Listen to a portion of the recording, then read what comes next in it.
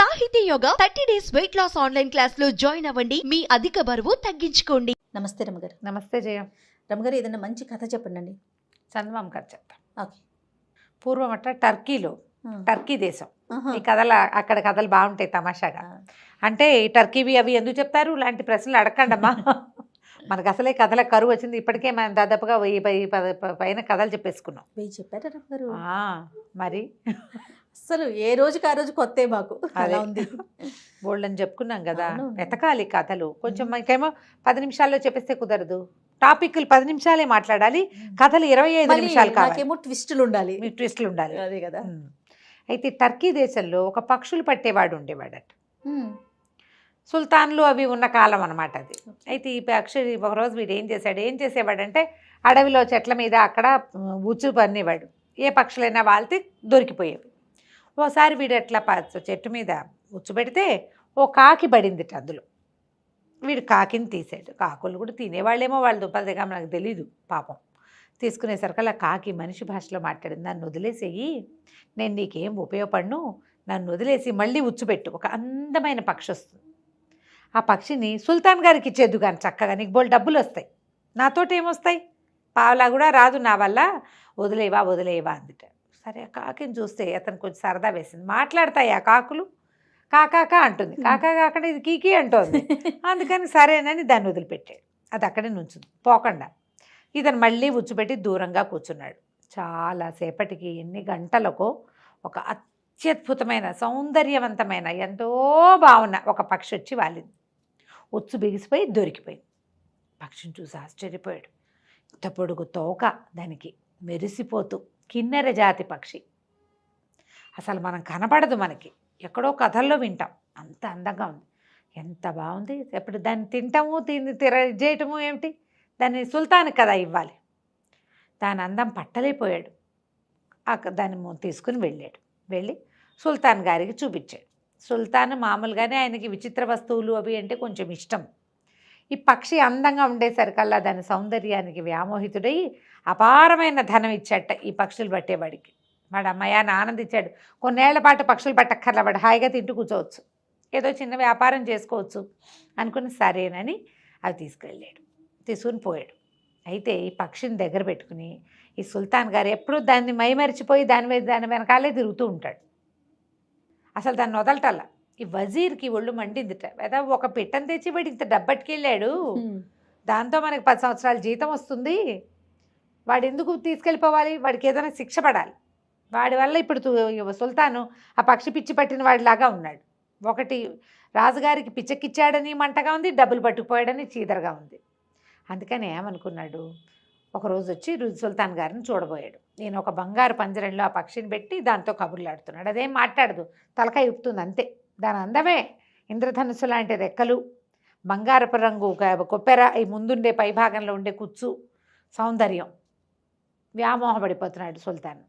ఇతను ఏమన్నాడు, వజీర్ వచ్చి, ఈ బంగారు పంజరం ఏంటండి, ఇంత అందమైన పక్షికి దంతపు ఇల్లు ఉండాలి, దంతంతో చేసింది అయి ఉండాలి. దంతంతో చేసింది ఏంటి, తెల్లగా ఉంటుంది. పక్షి అటు ఇటు కదిలినప్పుడల్లా దాని రెక్కల రంగు ఆ దంతాల మీద పడి ప్రతిఫలించి ఇంకా అందంగా ఉంటుంది, ద్విగుణీకృత సౌందర్యంతో కనపడుతుంది అనేసరికల్లా ఒక పక్షికి ఇల్లు నిర్మించాలంటే పెద్ద గూడు, ఎన్ని దంతాలు కావాలి,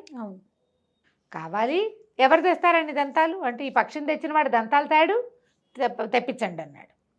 అనేసరికల్లా రాజుగారు మళ్ళీ పక్షుల వాడికి కబురు చేశారు. సుల్తాన్ గారు వాడిని పిలిచి, ఈ పక్షికి ఒక దంతపు ఇల్లు నిర్మించాలని అనుకుంటున్నా, దంత గృహం, అది ఫ్రీగా తిరగాలి, చిన్న పంజరంలో పట్టదు, అది బంగార పంజరమే, పెద్దది కావాలి, దానికి 10x10 ఇల్లు కట్టాలంటే ఎన్ని దంతాలు కావాలి, పక్షి ఫ్రీగా ఉండాలి, దానికి మలమూత్రాలకి వాటికి ఇబ్బంది లేకుండా ఉండాలి, కాబట్టి దంతాలు పట్టు రమ్మన్నారు. అనేసరికలు నిర్ఘాంతపోయాడు. పక్షులు పట్టేవాడు దంతాలు ఎట్లా తేగలుగుతాడు? కొద్ది రోజులు టైం ఇచ్చారు, 1 నెల లోపల నువ్వు దంతాలు ఏర్పాటు చేయాల్సిందే. అయితే ఏమైంది, రాజుగారు ఈ మాట చెప్పారు, కానీ వజీర్ ఏం చెప్పాడంటే, నువ్వు దంతాలు తేకపోతే నీకు మరణశిక్షే, 1 నెల రోజులు టైం ఇస్తున్నావు, లేకపోతే అంతే నీ సంగతి. వీడికి మరణశిక్ష ఇస్తే వీడి ఆస్తి అంతా జప్తు అవుతుంది, సుల్తాన్ ఇచ్చిన డబ్బంతా మళ్ళీ వెనక్కి. వీడు ఏడు మొహం పెట్టుకుని బయటకు వచ్చాడు. నడిచొస్తుంటే ఎక్కడి నుంచో పరిగెత్తుకుంటూ వచ్చింది కాకి, వీడి భుజం మీద వాళ్ళింది. ఏమిటి అలా పెట్టుకున్నావు మొహం, ఏమైంది నీకు అది అనేసరికల్లా వీడు ఆ కాకిని గుర్తుపట్టి తనకి ఏం చెప్పాడంటే, మరి నేనేం చేయను, దంతాలతోటి ఇల్లు కడతాట, ఏనుగు దంతాలు తెమ్మంటాడు. అసలు ఏనుగులు ఎక్కడున్నాయి మనకి, ఓ దంతం దొరుకుతుంది, అంత ఏ 25-30 దంతాలు ఉంటే కానీ ఆ ఇల్లు అవ్వదు అనేసరికల్లా దాని ఏముంది, నువ్వు కంగారు పడకు, రాజుగారి దగ్గరికి వెళ్ళి 40 పీపాల సారా కావాలని అడుగు. ఓకే. మనకు అడవిలో ఏనుగులు నీళ్లు తాగే మడుగు ఒకటి ఉంది. ఈ 40 పీపాల సారాని అక్కడికి షిఫ్ట్ చేయమను. మొత్తం ఎత్తి సారా ఆ నదిలో పోసాయి, ఆ గుంటలో మడుగులో. ఏనుగులు వచ్చి 2 రోజులకి 5 రోజులకి ఒకసారి వచ్చి నీళ్లు తాగుతాయి. ఆ సారా నీళ్ళు తాగితే మత్తెప్పి పడిపోతాయి. కోసేసుకో నీకు కావాల్సినన్ని దంతాలు, నువ్వు కోసిన అవి లేవు అనేసరికి ఈ పని బాగుందనుకున్నాడు. బాగుందనుకుని రాజుగారికి చెప్పాడు. రాజుగారి సుల్తాన్ ఏమన్నాడు, సరేనని ఓ పెద్ద బండి మీద 40 పెద్ద పెద్ద పీపాల నిండా సారా పోయించి ద్రాక్ష సారా వీడితో పంపించాడు. వీడు పోయే ఏనుగుల మడుగులో అవంతా పోసేసాడు. పోసాక ఏనుగులు వచ్చినాయి, తాగినాయి. వీడిద్దరు 3 మనుషుల సహాయంతో దంతాలన్నీ కోసేసి ఏ బండి మీద సారా పీపాలు పెట్టుకొచ్చాడో అదే బండి మీద దంతాలన్నీ వేసుకుని పట్టుకెళ్ళిపోయాడు. వజీర్ నిర్ఘాంతపడి, వీడికాడు పుడక, వీడు బలే తెచ్చేశాడే, ఎలాగైనా వీడిని మళ్ళీ ఇంకోసారి పట్టించాలనుకున్నాడు. ఆ దంతంతో చక్కగా అన్ని దంతాలు పెట్టి బ్రహ్మాండంగా గూడు లాంటి ఒక ఇల్లు కట్టారు. పక్షి అక్కడెక్కడెక్కడెక్కడే హాయిగా తిరుగుతూ ఉండేది. బాగుంది. కొన్ని రోజులు గడిచాక ఏమైంది, ఓ రోజు వజీర్ వచ్చి అన్నాడు, రాజా ఎంతసేపు సుల్తాన్ మీరు ఏమన్నారు, జహాపనా అంటాడనమాట, మీరు పక్షికేసే చూస్తున్నారు కానీ అదొట్టి బొమ్మలా కూర్చుంది ఏమిటండి, మాటామంతి లేకుండా. పక్షి అంటే పాటలు పాడద్దు, ఈ కిన్నెర జాతి పక్షులు మరీ పాటలు పాడాలి, ఇది పాడదు పెట్టదు, ఇది అందంగా పాడాలి కదండి అంటే, ఏమో దీనికి పాటలు రావండి అన్నాడు సుల్తాన్. అనేసరికి ఎందుకు రావు, ఈ పక్షి దొరికిందంటే ఖచ్చితంగా ఇది ఎవరిదో పెంపుడు పక్షి, పక్షుల వాడికి తెలుసు దీని పెంపుడు వాళ్ళు ఎవరో, వాళ్ళకి తెలుసు దీంతో పాడించడం ఎట్లా, వాళ్ళని బట్టూరమ్మనండి ఆనంగానే రాజుగారికి తట్టింది. ఇంత అందమైన పక్షి ఇంతకంటే అందంగా గొంతెత్తి పాడితే ఎంత బాగుంటుంది, పట్టరండి రా పక్షులు వాడిని అన్నారు. మళ్ళీ వాడిని మోసుకొచ్చారు. వాడన్నాడు, లబో దిబోమన్నాడు, నేను అడవిలో పెట్టానండి ఉచ్చు, అది వచ్చి అక్కడ పడింది, నాకు తెలీదు, దాన్ని అది పెంపకం పక్షి అని కూడా నాకు తెలీదు, అది కుయ్యమనలేదండి, ఊరికే అందంగా కళ్ళు మెటకరిస్తుంది, అటు ఇటు తిరుగుతుంది తప్ప నాకు కనపడలేదండి అంటే ఒప్పుకోలే రాజు. దీన్ని పాడించాలి, దీన్ని పెంపకందారులు ఎవరో చూసి పట్టరా వెతకబోయ్ అన్నాడు. వీడు కాళ్ళు ఏడ్చుకుంటూ వజీర్ దగ్గరకు వచ్చాడు. వజీర్ అన్నాడు, 40 రోజుల లోపల దీని ఓనర్ని తీసుకొచ్చి దీన్ని పాడించకపోతే నీకు మృత్యువు తప్పదు, నీ ఆస్తి జప్తు చేయక తప్పదు. రెండోసారి దంతాలు తెచ్చినప్పుడు రాజుగారు 3 ఇచ్చాడు డబ్బులు. వాడు ఆ డబ్బంతా పెట్టి కూర్చున్నాడు. సంతోషం ఏది వాడి బతుక్కి పాపం. సరే మళ్ళీ బిక్కమొహం వేసుకుని బయటకు వచ్చాడు. కాకి కనపడింది. కనపడేసరికల్లా నువ్వు ఎందుకు ఏడుస్తావు, ఓనర్సే కదా, నేను చెప్తా, ఓ పని చెయ్యి, రాజుగారి దగ్గర ఒక విహార నౌక ఉంది, అందులో లోపలే ఆ విహార నౌకలోనే ఒక ఉద్యానవనం లాంటిది, ఒక పార్క్ లాంటిది, ఒక స్నానఘట్టం, స్నానగృహం అన్నీ ఉన్నాయి. రాజుగారి విహార నౌకలో వెళ్తే అలా కొన్ని రోజుల పాటు తిరుగుతాడు, లోపలే ఎంజాయ్ చేయడానికి వీలుగా అన్నీ ఉంటాయి ఆయనకి. అది ఇచ్చి దాని నిండా బానిసల్ని దాసీలను ఇచ్చి నీకు ఇవ్వమని అడుగు, ఓనర్స్ని తీసుకొస్తానని చెప్పంటే రాజుగారు ఒప్పుకున్నాడు.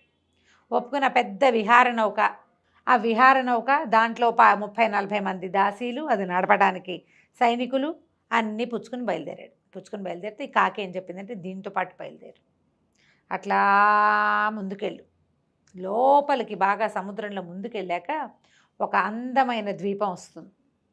ఆ ద్వీపం దగ్గరికి వెళ్ళిపోక దగ్గర యువతలే ఆ పడవని ఆపుకో, దాని నిండా బోళ్ళంతమంది అందమైన దేవతా స్త్రీలు ఉంటారు. వాళ్ళంతా పడవని చూసి అదేమిటో చూడ్డానికి ఎక్కుతామంటారు, లోపలికి వస్తామంటారు. అందరినీ రానివద్దు, వాళ్ళల్లో ఒక ఆవిడ ఉంటుంది రాణి, ఆవిడ మాత్రం ఎక్కించు, ఆవిడ ఎక్కంగానే తీసుకొచ్చేసి, మిగిలిన వాళ్ళు మాత్రం రానివద్దు, ఎవరో ఒకళ్ళనే చూడనిస్తానని రాణినే చూడమన్నది. అక్కడి నుంచి వీడేం చేశాడు, పడవ వేసుకుని పోయాడు సముద్రంలోకి. వెళ్ళగా వెళ్ళగా వెళ్ళగా వెళ్ళగా ఒక అత్యద్భుతమైన సౌందర్యవంతంగా ఉన్న ద్వీపం కనపడింది. ఎవరో అందమైన ఆడవాళ్ళు తిరుగుతూ కనిపిస్తున్నారు, మగవాళ్ళు కూడా ఉన్నారు ఎవరో. సరే వీడేం చేశాడు, లంగరేసి యువతలే ఆపి పెట్టుకున్నాడు. ఈ విహార నౌక బయట నుంచి చూస్తే ఒక సినిమాటిక్గా పక్షి రెక్కలలా అరుస్తున్నట్టు అట్లా బ్యూటిఫుల్గా కనపడుతుంది. దాని నిండా జెండాలు, పెద్ద హంస ఈదుతున్నట్టుగా కనపడుతుంది. వాళ్ళంతా చూసి కిరకిలాడుతూ అందరూ సముద్రంలోకి వచ్చేసారు.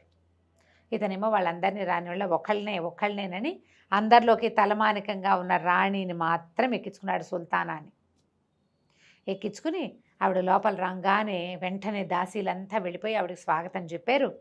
ఎన్ని రకాల పదార్థాలు రుచి చూపించారు. లోపలికి తీసుకెళ్లారు. కిందంతా తోట, సముద్రంలో ఒక చోట తోట ఉంటుందని ఎట్లా ఊహిస్తారు? అవును. ఆ తోటంతా చూస్తూ మైమరిచిపోయింది ఆవిడ. అక్కడి నుంచి మీరు అలసిపోయారు రండని ఘట్టంలోకి తీసుకెళ్ళి స్నానం చేయించడం మొదలుపెట్టారు.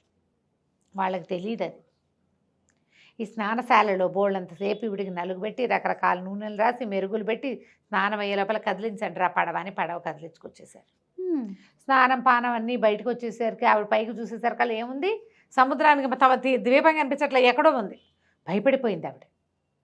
ఏడ్చేయటం మొదలుపెట్టింది. అప్పుడు ఈ కుర్రాడు ఏం చేశాడు, పక్షులు వాడు, మీరేం భయపడకండి, ఒక ముఖ్యమైన పని మీద మిమ్మల్ని తీసుకెళ్తున్నాను, నా పని అయిపోగానే మళ్ళీ తీసుకొచ్చి మీ ఇంటి దగ్గర దిగబెట్టేస్తా, హాయిగా విశ్రాంతి తీసుకోండి, వీళ్ళంతా ఉన్నారు మంచిగా గానా బజానా చేస్తారు, చక్కగా తోటలో తిరగండి, హాయిగా తినండి, స్నానం చేయండి, రెస్ట్ తీసుకోండి అని బతిలాడుకున్నాడు. సరే 3 రోజులు ప్రయాణం చేశారు. 4 రోజులు మొత్తానికి మళ్ళీ ఊర్లోకి వచ్చారు. టర్కీ దేశానికి వచ్చారు. ఈవిని దింపేసరికల్లా జనాలంతా ఆవిడ సౌందర్యానికి ముగ్ధులైపోయారు. అక్కడి నుంచి రాజసభలోకి తీసుకెళ్తే రాజుగారు ఉన్న దగ్గరే ఆ పక్షి ఉండేటువంటి గూడు. ఈవిడిట లోపలికి వచ్చింది. ఆ పక్షి కూ అని కూయటం మొదలుపెట్టింది. ఎంత అందంగా పాడుతోందో. రాజు మైమరిచిపోయాడు దాని పాటకి. ఈ ఎదురుగుండా వచ్చిన ఆవిడ సౌందర్యానికి అయితే కుదేలైపోయాడు. ఆవిడ దాని దగ్గర కూర్చోబెట్టుకున్నాడు. ఆ పక్షి తెగ పాడింది. ఈవిడిని ఆవిడకి రాజోపచారాలన్నీ చేయించాడు. నాతో ఉండిపోమని అడిగాడు. ఆవిడ ఒప్పుకుంది. ఆవిడే ఉండిపోయింది ఇక్కడే ఈయనతోటి. సుల్తానా, ఆయన సుల్తాన్, ఈవిడ సుల్తానా. ఆ పక్షి నిరంతరము పాడుతూ ఆవిడకి ఆనందం కలిగించేది. ఆవిడ స్నానాలు చేస్తూ పానాలు చేస్తూ పళ్ళు గిళ్ళు తింటూ హ్యాపీగా ఈయనతోటి గడిపింది కొంతకాలం. కొన్నాళ్ళు అయ్యాక ఆవిడకి ఏదో జబ్బు చేసింది సుల్తానాకి. ఇక ఎన్ని వైద్యాలు చేసినా కుదరలా, ఏం చేసినా అవ్వలేదు. అవపోయేసరికల్లా సరే వాళ్ళేమన్నారు, వజీర్కి ఏం చేయాలో తెలియటల్లా. దాన్ని పంపిస్తే పక్షి కోసం చూస్తే దంతపు గ్రహం వచ్చింది, దానికోసం చూస్తే ఈవిడొచ్చింది. రాజుగారు మైమరిచిపోయాడు. ఈ కుర్రాన్ని ముంచెత్తేసాడు డబ్బులో. ఈవిడేమో రాజుగారిని ఇంకా కొంచెం మైమరిపించేలాగా చేసేసింది. ఇప్పుడు జబ్బు. అక్కడి నుంచి వాళ్ళు ఏమన్నారు, ఈ కుర్రాన్ని మళ్ళీ పిలిచారు. పిలిచేసరికల్లా ఈవిడికి వైద్యం చేయించాలంటే ఏం చేయాలి? అప్పుడు కాకింది, నువ్వు భయపడద్దు, ఈవిడికి ఒక ఔషధి కావాలి. వీళ్ళు ఏంటంటే అక్కడ ఉండే దేవతా స్త్రీలు వాళ్ళు ప్రతి నెల ఒక ఆహారం ప్రత్యేకంగా తీసుకుంటారు, ఒక ఔషధం తీసుకుంటారు, దానివల్ల ఆరోగ్యంగా ఉంటారు. ఇక్కడ అది లభించలేదు. 6 నెలలు అయ్యేసరికల్లా ఆవిడకి జబ్బు చేసేసింది. పద మళ్ళీ ఈసారి విహార నౌక తీసుకో మళ్ళీ అని చెప్పి మళ్ళీ విహార నౌక తీసుకుని ఆవిడ ఇంటికి బయలుదేరి వెళ్ళాడు. ఆవిడ రాను ఇక్కడే ఉంటానంది. ఈయనతో ఉండటానికి ఇష్టపడింది ఆవిడ. విహార నౌక తీసుకెళ్తే అంతకుముందు ఇంతమంది స్త్రీలంతా పరిగెత్తుకుంటూ వచ్చారు. ఇప్పుడు ఒక్కళ్ళు రాల, ఎవరు రాల. ఈయనే దిగెళ్ళాడు. అబ్బాయి ఏం చేస్తాడు మరి? అంతకుముందు సముద్రంలో ఆపుకుంటే ఇంతమంది వచ్చారు, 100 మంది, ఒక్కళ్ళు రాలేదు. దూరంగా ఎవరెవరో కనపడుతున్నారు కానీ ఎవరు వీడికేసి చూడలే.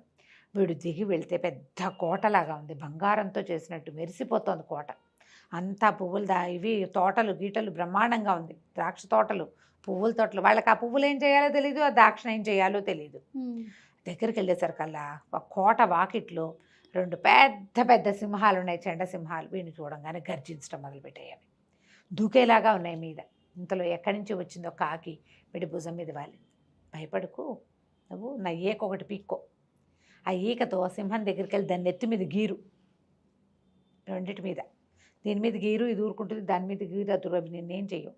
కోట తలుపులు తోసుకొని లోపలికి వెళ్ళు, వాళ్ళు ఆ మంది ఇస్తారు, తీసుకొద్దు కానీ అనేసరికల్ వీడు ఏం చేశాడు, కాకి ఈకని ఇట్లా ఆడిస్తూ వెళ్ళేసరికల్ సింహం గర్జిస్తుంది కానీ దూకట్లా, ఊరుకుంది. దగ్గరికి వెళ్ళి ఆ సింహాన్ని నెత్తి మీద దాని జూలు ఉంటుందిగా ఇట్లా, ఆ జూల్లో గీరేసరికల్ అది ఇట్లా చమ్మగా కళ్ళు మూసుకుంది. రెండో సింహాన్ని కూడా గీరాడు, మాట్లాడకుండా ఊరుకున్నాయి. తలుపు దోసుకొని లోపలికి వెళ్ళాడు. ఇంతమంది గుంపుగా ఆడవాళ్ళంతా వచ్చారు.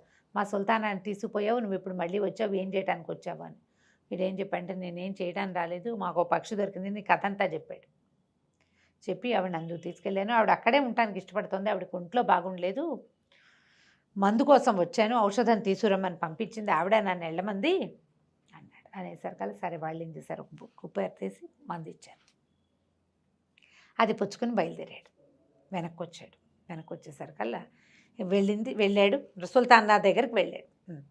వెళ్ళేసరికల్లా ఏమైంది, ఆ సుల్తానాకి ఆ మంది ఇచ్చేసరికల్లా ఆవిడ ఇట్లా నోట్లో పోసుకోగానే లేచి కూర్చుంది. వస్తే నువ్వేంటే బద్దకప్ప మొహందానా అని తిట్టేసా. ఎవరిని తిడుతోంది అనుకున్నారు, ఈ కుర్రాడి భుజం మీద వాలిన కాకిని. తిట్టేసరికల్లా అతను అన్నాడు, ఈ కాకే సహాయం చేసిందండి నాకు అన్నాడు. నాకెందుకు తెలీదు, నాకు తెలుసు, ఈ కుర్రాడికి ప్రాణాల మీదకి వచ్చిన ప్రతిసారి వీడిని కాపాడుతున్నావు కదా, ఇప్పుడు నాకు అర్థమైంది, బద్ధకం తగ్గించుకుంటే అసలు ఈ బతికే వచ్చేది కాదు నీకు అంది.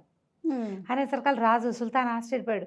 ఏమిటి కాకి మనకి ఏం సంబంధం అంటే, ఈ కాకి నా దాసి, పనిచేసేది కాదు, మహాబద్ధకస్తురాలు, అందుకని దీన్ని కాకి అయిపోమని చెప్పించాను. అది కాకి అయిపోయి ఆ తిరుగుతుండేది ఆగమ్మ కాకి, ఈ కుర్రాడికి దొరుకుంటుంది, వాడు అందానికి మోహించి వాడు వెనకాల పడి తిరుగుతోంది అని చెప్పింది. చెప్పంగానే ఆ కాకి అందమైన అమ్మాయిగా మారిపోయింది. ఆ కాకి ఏమిటి, దాసిది. ఆ ద్వీపంలో ఉండలేక కాకి రూపంతో ఇటు వచ్చింది. ఈ కుర్రాడు కనపడ్డాడు, వీడితో ఫ్రెండ్షిప్ చేసింది, వీడికి ఒకటి వనగూర్చింది. క్రమంగా తన రూపం మార్చుకునే అవకాశాన్ని పొందిందనమాట. సరే, ఆ అమ్మాయికి పెళ్లి చేసేసింది ఈవిడ, తన దాసి పిల్లకి, ఈ పక్షులు పట్టే కుర్రాడికి. ఆ తర్వాత రాజుగారి సేవలోనే ఉండిపోయాడు. అయితే రాజుకు అర్థమైంది, తమ వజీరు కావాలని కుర్రాడిని ఇరికించడానికి వాడిని ఇట్లా బెదిరించి ఈ పనులు చేయించాడని తెలుసుకుని వజీర్ దుష్టబుద్ధిని కనిపెట్టి వజీర్నేమో ఊరి బయటికి పంపించేశాడు. ఈ కుర్రాడినే తన వజీర్గా చేసుకుని వాడికి తెలివైన సలహాలు చెప్పిన వాడి భార్యనేమో తన భార్యకి సహాయకారిగా తన దగ్గరే ఉంచుకున్నాడు. ఎంతకాలమో వాళ్ళు కలిసి హాయిగా ఉన్నారు. కథ కంచికి మనం ఇంటికి. నమస్తే. నమస్తే జయ.